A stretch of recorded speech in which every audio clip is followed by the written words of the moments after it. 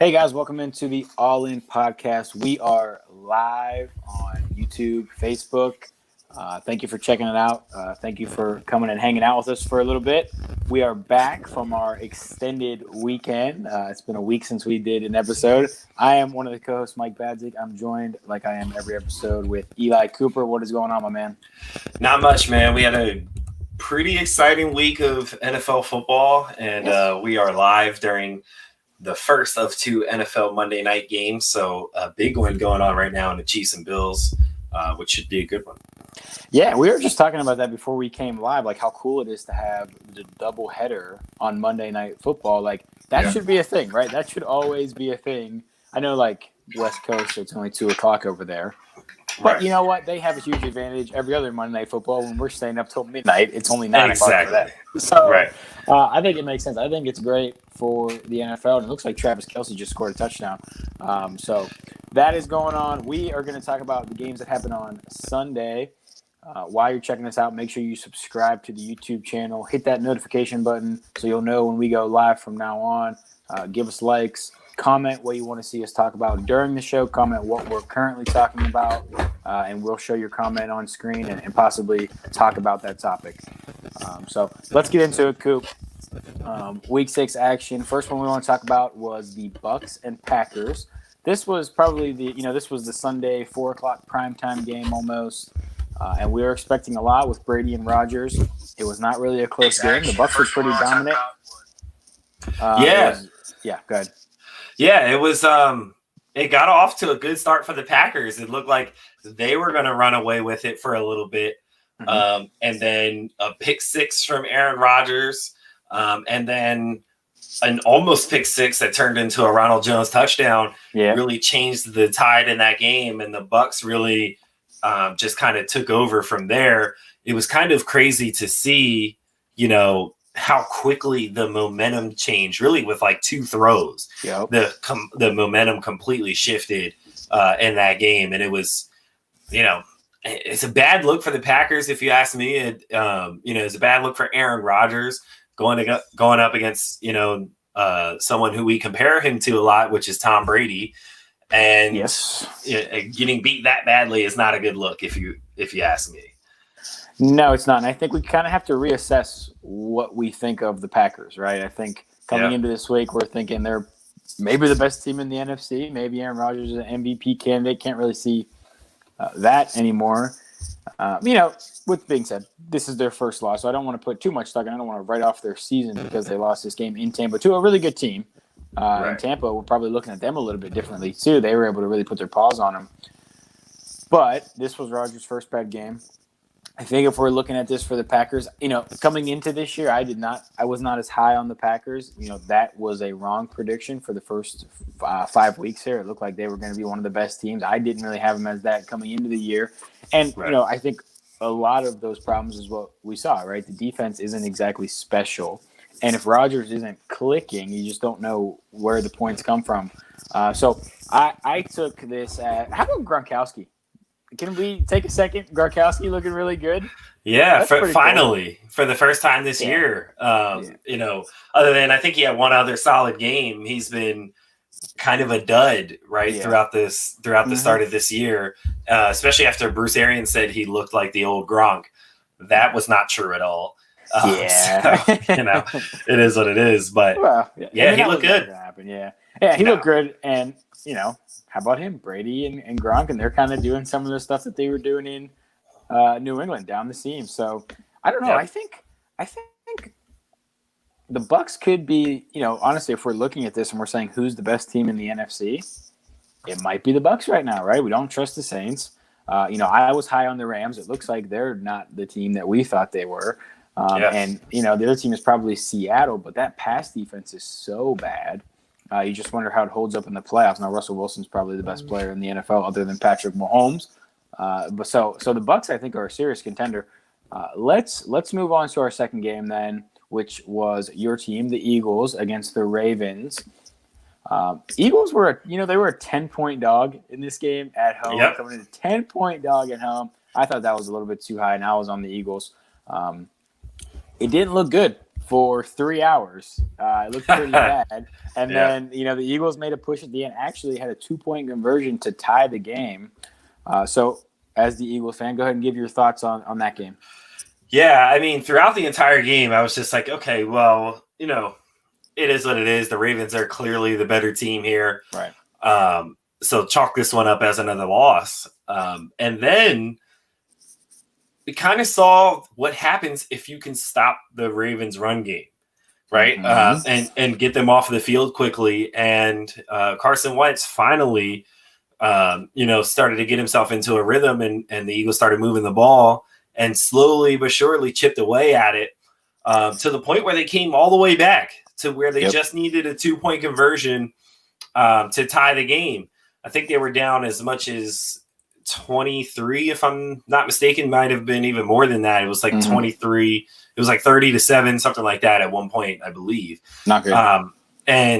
So now you're a 2-point conversion away, and in typical Eagles fashion, we run a read option with Carson Wentz on the 2-yard line. That was so dumb. I'm just like, oh my! Like, what is that? What got you here? Is the read option what got you? Right. Back to a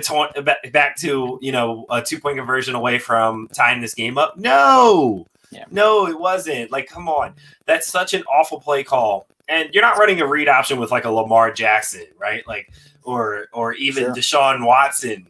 You know what I mean? Someone like that. You're running it with Carson Wentz, who, like, don't get me wrong, very mobile and very athletic. Yeah. But no way on the goal line, especially someone who's injury prone like Carson Wentz. No way in a world on the goal line would I want to run a read option with Carson. That just, to me, that makes no sense. It's a bad play call. He had been making plays by, with his arm, like extending plays with his legs and then making the throws. Why would you not give him the opportunity to do that on the 2-yard line is beyond me. And it makes me wonder if Doug Peterson is the right coach anymore. Oh, okay. And here's why. And here's why. He coaches totally different with Carson Wentz than what he does or did with Nick Foles. Yeah. Like, the RPO game was heavily used when Nick Foles was there. We don't really use it as much now with Carson Wentz. And to me, it's like, and then you look at like the creativity that we had, like in the Super Bowl. You get the Philly special, right? Which Nick Foles famously catches that touchdown. Like, where's the creativity here on the 2-yard line? Sure. Like the read option is like, I'm gonna get him with this one. We're gonna run the read option on this 2-yard line. Like, the read option is most effective like when the field is spread out, not on the 2-yard line. To me, and not with a quarterback like Carson Wentz who can't like break tackles or fall forward. You know what I mean? Like, maybe if you have a Cam Newton type running that on the goal line, that makes sense, right? Like, because he has that QB power. He's almost like a big running back. Carson Wentz isn't that kind of guy, so it doesn't really make sense to me to call that play. And Doug Peterson needs to be held accountable for that, man. Like, that's or whoever's doing the play calling. Maybe we need Frank Reich back. Maybe he was the genius of the offense, not Doug Peterson. I don't. And maybe that's the issue. No, I mean, I think that's an interesting case that you're making against Doug Peterson here. And he won the Super Bowl, so he's, I think in the NFL, how long does a Super Bowl buy you? Like 6 years guaranteed, 7 years guaranteed. You know what I mean? You get to stay with the team, and then you start looking at them. But I think that was a terrible play call, and I agree with you. I think I wanted to see Carson Wentz roll out of the pocket, get him moving to his right, rolling out of the pocket, and then try to let him make a play. And if it ends up being his legs, it ends up being his legs. But don't take the pass out of his hands. I think, if you're going to run a read option, put in Jalen Hurts. Like, why even run that? Like, you basically take the ball out of Wentz's hands. And actually, Wentz's credit here, and we've been on him a lot this year. We've gone on Wentz a lot. He's pretty good, did pretty good, considering what he has at his disposal, considering the offensive line he has right now and the way that guys are getting after him. Like, he's making a lot happen. So I think Wentz does deserve some credit for that. But that was a terrible call. And to talk about the Ravens, Lamar Jackson, not been great, actually, this year. Not been great. He can't really, he's still trying to throw the ball. Teams are being keen on making him throw the ball. and he's just not good at it. They got out to a big lead running the ball. Eagles made adjustments where they pretty much forced him to stay in the pocket and throw the ball, and he did not want to do that. He's very quick to back up and roll to his right and try to get out of the pocket. And the further he backs up, the worse it's going to be for him. Like he needs to develop, and we talk about this with Baker Mayfield a lot too. When he in his first couple of years is like stepping up in the pocket rather than backing up and rolling to your right. That only hurts him. He has not looked that good this year, but here they are. You know, they're 4-1, so we can't really hate on them too much. Or maybe 5-1. Excuse me, they haven't had the bye week yet. So I think that overall, I'm looking at this, and if I'm the Ravens, I'm saying that was not pretty. That's not how we wanted to win this game, but we escaped with a W. If I'm the Eagles, I'm saying we showed a lot of fight. You know, I know that me and you are not big moral victory guys here, but, you know, that's the team that had the best record in the AFC last year, and you're within a 2-point conversion of taking them to overtime, and you were down heavy, so you showed a lot of resilience there. I think that might matter going forward, right? You can kind of carry some of that momentum because they're certainly not out of this thing, right? Like, that's the thing. We're talking about the Eagles, and they're a 1-4-1 team, and normally we probably wouldn't even be talking about them on a show. Any other 1-4-1 team we're probably not talking about, but they have a real shot at this. And we know that because of the players they have, because of Doug Peterson being a Super Bowl winning coach, although he's not doing a great job, as you mentioned, they're definitely not out of it. So I think maybe both teams can kind of look at this and have some positives. So, like we do on a lot of shows, let's go from being sad and talking about your team to being happy and talk about my team. The Steelers versus Browns was on Sunday. Oh, God. No, you're okay. Steelers kicked the crap out of them. It was 38-7. We are going to get to the Steelers here in the all-in, all-out segment that we do. So let's take a second and talk about the Browns. We talked about this last week and talked about, you know, what we saw from the Browns this week would kind of determine what we thought of them going forward.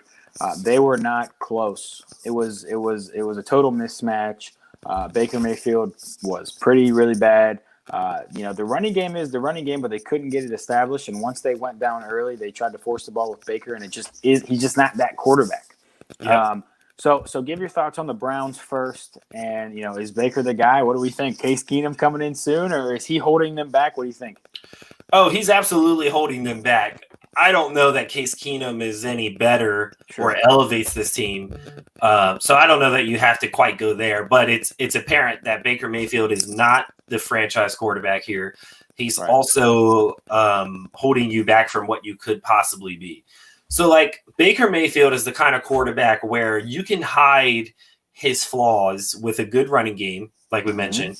And you need an elite defense, and that's what the Browns don't have. The defense isn't bad per se, right? Like, it's not god awful, like, you know, but it's certainly not elite to where you're like, oh man, we got the Browns on the schedule today. How are we going to score? Like, they don't have that kind of defense. And for you to have Baker Mayfield as your quarterback, that's the kind of defense you need, right? You need to control the clock and be able to control the tempo of the game, because you don't want Baker Mayfield to have to throw any more than you need him to, right? Mm-hmm. And the biggest part of that is that you can't get down early. And that's exactly what they did, was they got down early, because then at that point you can't go to your strengths, which is the run game, right? So you can't rely on that, and that's where Baker Mayfield's flaws get exposed. I think he threw for 119 yards and 2 picks. One of them went to the house. Yep. So Minka made a huge play, and that's really what opened up the floodgates, was his pick 6. Because I think that put him up. What was it? Was it 10-0 or 14-0? That put him up 10-0. Yeah, 10-0. Yeah. So right there, you're down double digits within, 5 minutes of the first quarter. Mm-hmm. And then you're kind of like, all right, well, we kind of have to go off script now, which is not something that the Browns can afford to do with Baker as their quarterback. Case Keenum is not going to be any different. So I don't think, that's something that they should go to. I think you just kind of have to stick it out with Baker at this point, since you're paying him number 1 draft pick money. So, but I think it certainly comes to the point where, it's time to sit down and say, all right, we need to look in a different direction as far as quarterback goes for the future because Baker ain't it. And you finally have the talent like that as far as skill position players. Obviously, Nick Chubb's out. But you have him and Kareem Hunt, for the next few years. You've got OBJ, you've got Jarvis Landry, you've got good solid tight ends. So all this talent that you're paying for on the offensive end is being wasted right now because Baker can't get those guys the ball. Besides the running backs, he can't get those guys the ball on a consistent basis, and it's hurting you. So certainly, and it's going to be tough because they're not going to be bad this year, right? They're probably going to be 9-7, possibly 10-6. I don't know what the schedule looks like, but somewhere in that range where they're probably going to make the playoffs. It's not easy to find franchise QBs that late in the first round if they have, and I'm pretty sure they have their picks, but it's not easy to find franchise QBs that late in the first round. And also you have to figure out something to do with Baker because he's going to be tough to move. You know what I mean? As far as trying to trade, I'm not sure anybody who's buying that product for anything really in that case. So it could be a, cut situation that could be looking at. I don't know if it happens this season or, or maybe in his fourth season, but it is kind of crazy that we're talking about this for the number 1 overall pick, 3 years later. Yeah. And, Coop, you know me well. I do not relish in being right about things. But man, was I right about Baker Mayfield. He sucks. Yeah. But here's the thing. I'm not ready to write him off. I'm not ready to write off his career per se. I think, really, if you put him in the right situation, his ceiling, right, his ceiling, and this shouldn't be the ceiling of a number 1 overall pick, but his ceiling is probably Garoppolo last year, right? Great running game, fantastic defense. Don't ask him to do a lot, and he can get him. Just don't mess it up, QB. Don't mess it up, QB, which I think he actually could be. Yeah. If you put the right pieces, and we've seen it. I mean, they're 4-2, so he's doing at least some things right. Right. We can't totally write him off yet. Yeah. Albeit we're not sure about the teams he beat and how he beat them. But this is a common theme that there is a class of quarterbacks. There's a tier of quarterbacks who are just good enough, right? And they're not going to bring you back in games. But if you put them in the right situation, they can be enough. I think Baker probably falls in the bottom half of that tier. Because even sometimes he will make bad mistakes and throw you out of the game. I think Case Keenum maybe, because he's probably in that close to that tier as well. We saw him with a really good Vikings team take them to the playoffs and win a game in the playoffs actually. So I think he's probably in that same thing. I don't know if making the switch benefits anybody.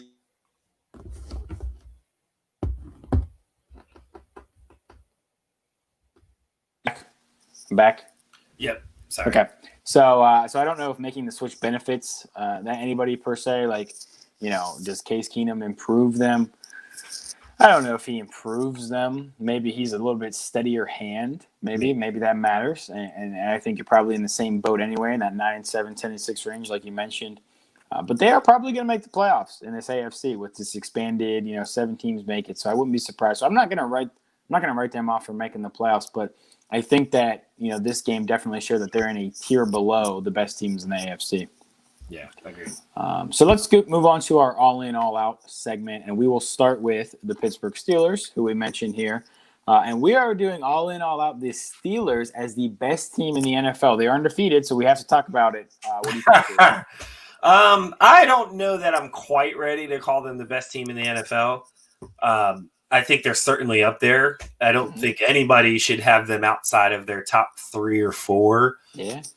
And to say that they're not legitimate Super Bowl contenders, I think is wrong. So, I think I'd still take the Chiefs over them. Yeah. I do. I think I'd still take the Chiefs over them.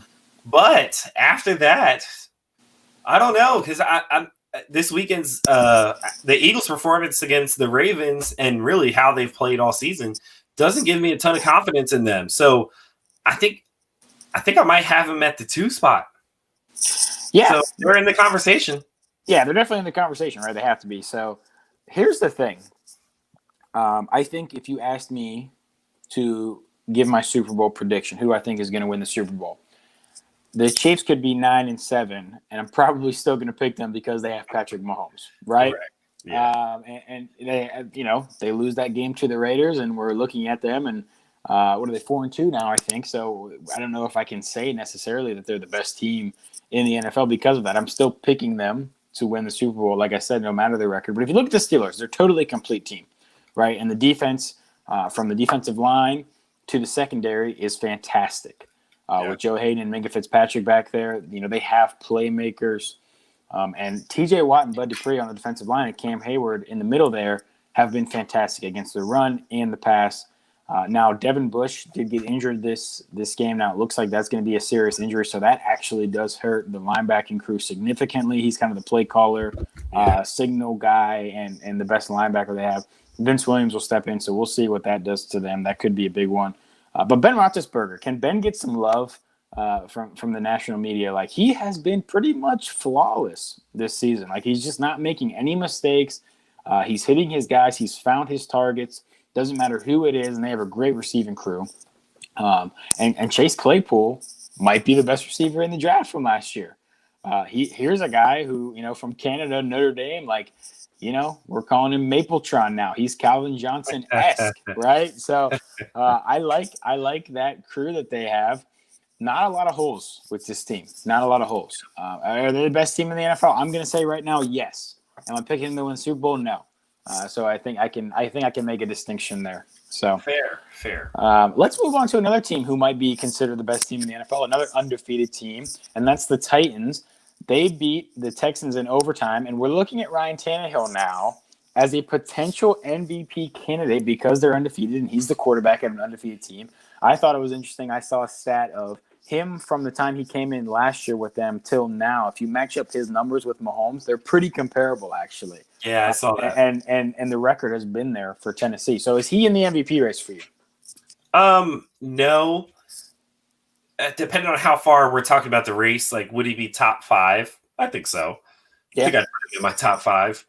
I think the real race is led by Russell Wilson still. Mm-hmm. I would then put Mahomes up there. I don't know that I have him in the top 2. Trying to think of who else probably is in the discussion. Yeah, I mean he's certainly in the top 5. So I'm all in. I'm all in on Tannehill being in the MVP race. I'm all in. I'm all in him being in the race. Certainly, he's not the favorite right now. Russ has a lock on that. He's probably a big favorite right now, actually. Just looking at Vegas odds too. But I think Tannehill has to be in the race. I think Derrick Henry might be throwing his name in the hat, right? He might be after what he just did to my fantasy team. Yes, he should be. Sure. So he might be just squarely in the race. I think I beat you in fantasy last week, by the way. I don't know if we mentioned that on the pod. No, maybe. Don't recall. Okay, so Tannehill, I think, has to be. He's been really good, and they're undefeated. And these two teams that we just talked about, Tennessee and Pittsburgh, play each other next week. So I think that'll be a telling game for both sides. We might learn a lot. So yeah, I think Tannehill has to be there. So the next one is the 49ers as an NFC contender. Obviously, we might think of them as a no-brainer NFC contender, considering they won the NFC last year at the Super Bowl. But it was definitely a shaky start to the season. Garoppolo went down. When he came back, he looked bad. Now, last night against the Rams, they did win, and he looked, solid Garoppolo, right? Steady hand at the wheel. Didn't ask him to do too much. Are you buying the Niners as NFC contenders? No, I'm out on them as contenders. And the biggest reason is because of the injuries. They've just had too many, I would say, detrimental injuries on the defensive end. No Nick Bosa. Right. Some other key guys in that front 7 and even in their secondary being hurt. And the defense ultimately is what drives this team. So, don't get me wrong, they're going to be able to win games and certainly make the playoffs. Mm-hmm. I'd say it's pretty safe that they're going to make the playoffs, but because of how well they run the ball, and even with their defense having so many injuries, they've been solid. So, but I think they need that defense to be elite in order for them to really be NFC contenders. Mm-hmm. So, I'm not. I'm all out on the Niners as NFC contenders. I think I agree with you. Because of what you say about the defense and the injuries. Like, that is huge for them, especially, the formula they have, which is a run-heavy, play-good defense formula. Now, I will say this. Kyle Shanahan is proven to be one of the best coaches in the NFL. I think that's hands down. He has to be, and we can talk about how he got his job and some of the problems in the system that led to that. However, he's really good at it, right? Like, he's really good at his job. He's really good at calling plays. He's really good at designing plays. So I think he deserves some love. He kind of went head to head, right? I think we're starting to call the Shanahan-McVay matchups the Genius Bowl because of their reputations. So I say at 49ers, I cannot see, if you're just looking at the surface, are they the best team in the NFC? I'd say no. The argument might be nobody else has really taken the claim to that. Yeah. Definitively anyway. So maybe they do have a shot, but I'd say no because of the injuries, like you mentioned. So let's play another one with an NFC contender, and this is the Bears, right? So I think we have to start actually taking them seriously. I was high on the Panthers. I was betting on the Panthers to win this game because I didn't think that the Bears were for real, right? I thought it was kind of just for show. Nick Foles, I don't really buy it. But that defense is really good, and Nick Foles is just doing enough. Do you think they're NFC contenders? Yeah, I do actually. I think with Nick Foles under center, they're certainly NFC contenders. He's proven that he can not only win the NFC, but he can be a Super Bowl caliber quarterback at least. Yeah. And really in this case, he's doing it in a different way. It's not really, like we mentioned, it's not really him, making these incredible throws, but he's doing enough to allow the defense to kind of carry them through games, and he makes enough throws to win it, which is something that he's proven that he can do. So with how good this defense is, yes, I do think the Bears are NFC contenders. They're good enough to win it. I think they need to run the ball a lot better than they have. But, looking at the NFC right now, I don't have a ton of faith in many other teams, and the Bears look good. Yeah, the Bears look good, right? So I instinctively probably would say that I would be out on this. I would probably say that I would be out, and Sean's flaming you in the comments. As always, thank you, Sean, for that. That's part of my job, and Sean always helps in the comments. So, I think instinctively I'd probably say out because I just don't think Nick Foles is a quarterback you can win the NFC with. The Eagles would disagree because it's happened for them. Yeah, right. They figured out the formula. I just can't see it. Now, I think I do have to start giving them their respect, though, right, as one of the best teams in the NFC, and they're going to be there, every week. I guess the consistency would be the question mark. Are they a team that's going to show up one week and not show up the next week? That remains to be seen with Nick Foles. They've certainly been really good so far. So that's it's hard to argue. So, okay, well, that wraps up our NFL topics. We are going to move on today to baseball. What? Baseball. So let's see this. So we got World Series preview. Both the ALCS and NLCS went to Game 7s. They were a fantastic series, really entertaining baseball to watch. So we have the World Series now, which is Dodgers-Rays, both of the 1 seeds in both leagues. So I think the expanded playoffs had to have been called a success, right? We were kind of worried that we were not going to get the best teams. We did. We got the 2 best teams in baseball. World Series, you couldn't ask for anything better. What are your thoughts? What are your prediction on this, Coop? Well, it's funny because the last time we did a baseball episode was right before it was going to start back up. We had our guy Dan Thiel on with us. Shout out to Dan. Yeah. And, we talked about possible teams not named. We had the Dodgers, Astros, and Yankees, right? Yep. We had those 3 teams, and we did a segment where which team not named as one of those 3 can possibly make a run to the World Series. And the Rays were one of those teams that we talked about. I believe that was you, I want to say, that had the Rays as one of those teams. Yep. And here they are. They were great throughout the regular season. Like you said, the best team in the AL and the number 1 seed. And here they are taking on a Dodgers team that has an incredible roster, if we're being frank. And it's shaping up for a really good World Series.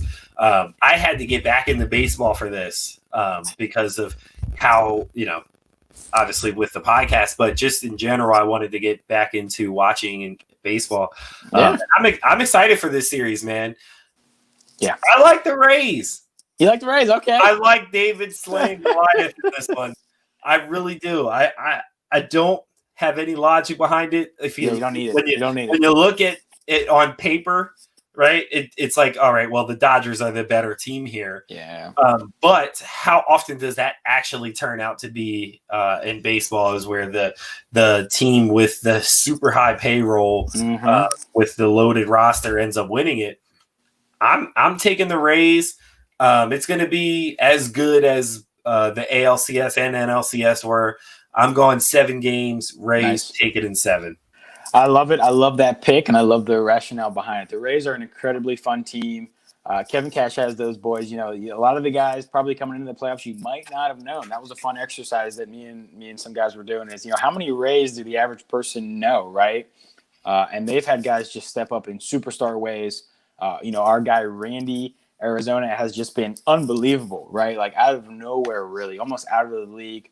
G-Man Choi has turned into a superstar, and that pitching staff really just gets it done. They just have guys. It hurts me to say, right, because former Pirates on that staff, Tyler Bass now, Charlie Morton, but they're unbelievable. That bullpen, right, they got like 3 or 4 guys who throw 98 plus. That's kind of rare to see. The Pirates deserve to do. I agree. Neil Huntington really should get a ring, right? Sitting on his couch after he ruined the Pirates. But I will say I'm probably cheering for the Rays for that reason, and I'm also cheering against the Dodgers because that lineup is so star-studded. It's almost not fair when you look at it. All of the guys they have, 2 of the 5 best players in baseball there. Cody Bellinger stepped up huge last night with that go-ahead home run. That was awesome to see. He always looks like he's high.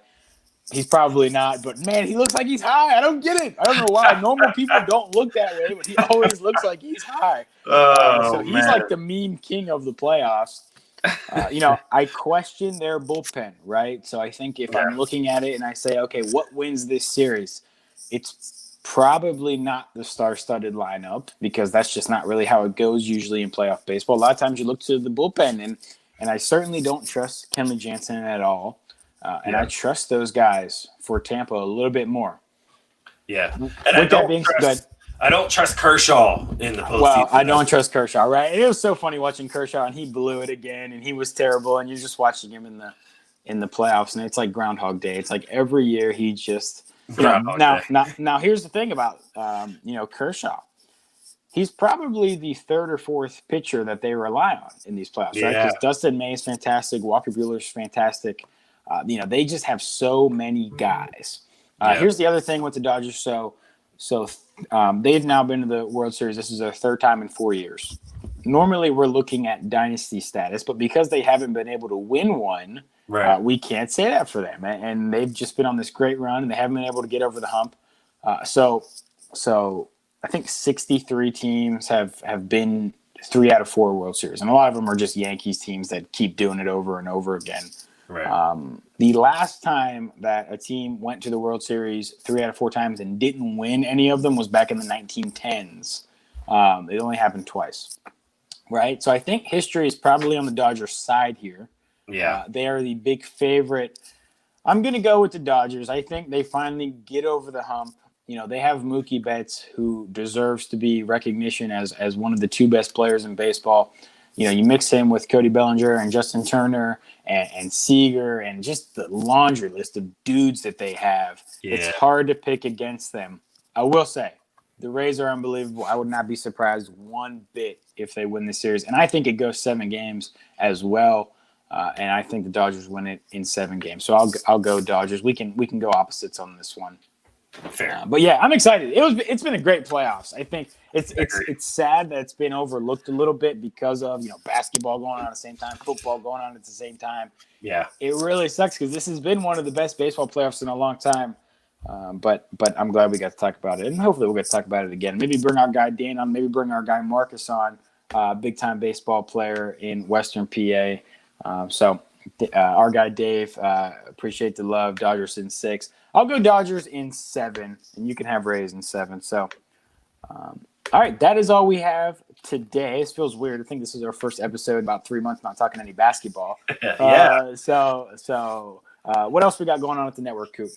So we have a lot going on at the network. All in Politics just dropped a new episode on Saturday. Their video and audio is up on Apple, Spotify, Google Podcasts, wherever you get your podcasts, audio. Also available on our YouTube channel. So make sure you hit that subscribe button so you can catch up with the latest on the All In Network, including All In Politics. For us, as far as the website goes, we have some exciting new articles out. Mike Burton Moran, who writes our Not That You Asked, but weekly blog column, comes out every Friday.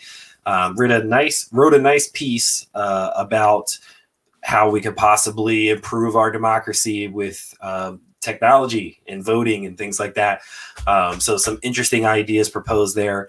My latest article about the misconceptions of Kamala Harris's prosecution record is also up.